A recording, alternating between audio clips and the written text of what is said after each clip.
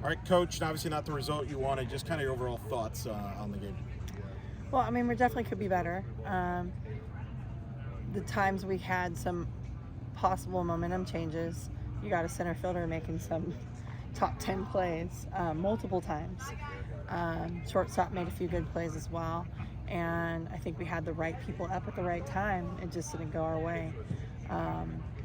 And normally I would say that at this point of the night, after a tough loss like that, I would feel it a lot heavier. But I know that this group is just beginning. It's very early. And Night Nation, we had signing afterwards, and Night Nation just loves us. They said that was a tough loss, but you'll get them tomorrow. That they just love us because they know who we are and what we stand for. And so that's just, in the grand scheme of things, it's one game. We wear it for 30 minutes and we're on to the next game.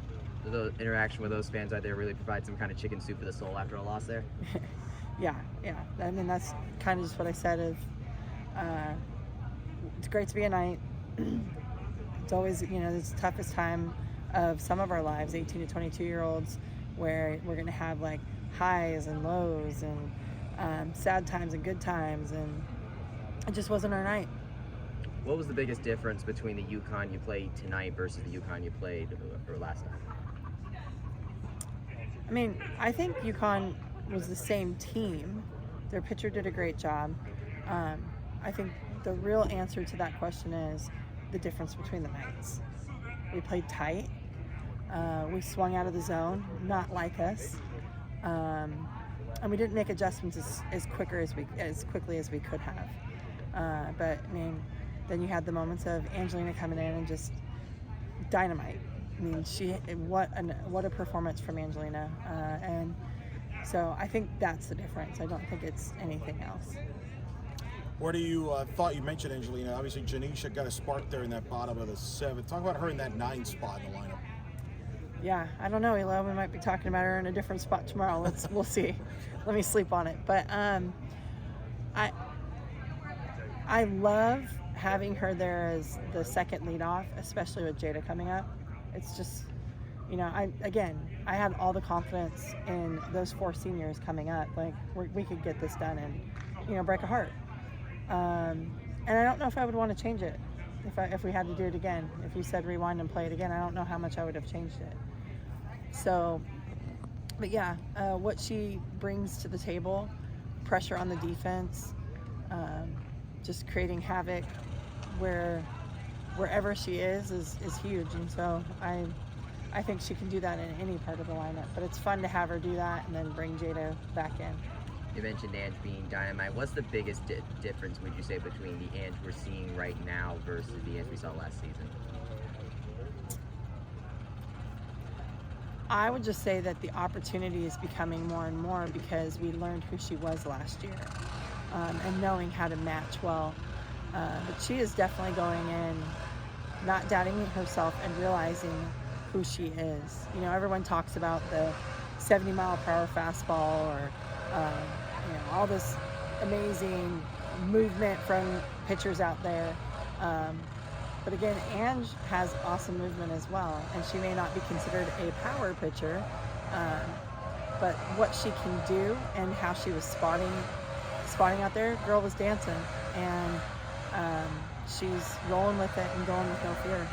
What would you say is the biggest thing that Grace maybe learned from tonight that she can take with her the rest of the year?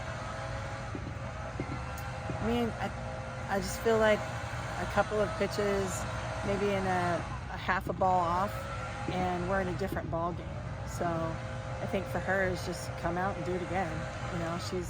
She's got great stuff. She feeds her defense. She threw some really good pitches in moments, and so I feel like for her it's just getting more opportunities for it.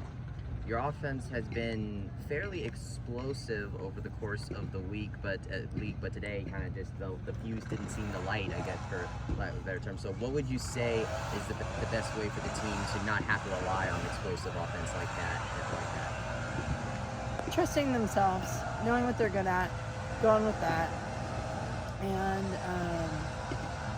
really buying into whatever our plan is, and being able to fail our way, which is the Knights' way. You can see that there's still a little bit of doubt, but again, it's because it's early, you know. So just again, trusting the plan, buying in, and being able to fail with whatever's asked. You know that 3-0 the 3-0 start before tonight was the first one you had since 2020. What's the biggest thing that these early season losses allow you to learn from a developmental perspective? It's so crazy how much we learn from a loss, right?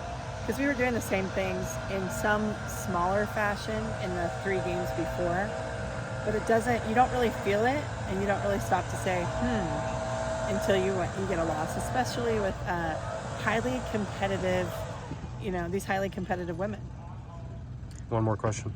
What is the biggest thing that you want this team to take with them? What's the biggest thing you think they maybe want either to learn or just take with them to an early start tomorrow against Georgia State? Making adjustments quicker, pitch to pitch, winning pitches, and finding a way to settle in. Obviously, we've got some people in some different positions right now, just kind of experiment a little bit, and that changes things. Whether it doesn't matter if you have returners in there or not. So settling in, playing our game, playing loose, and having fun.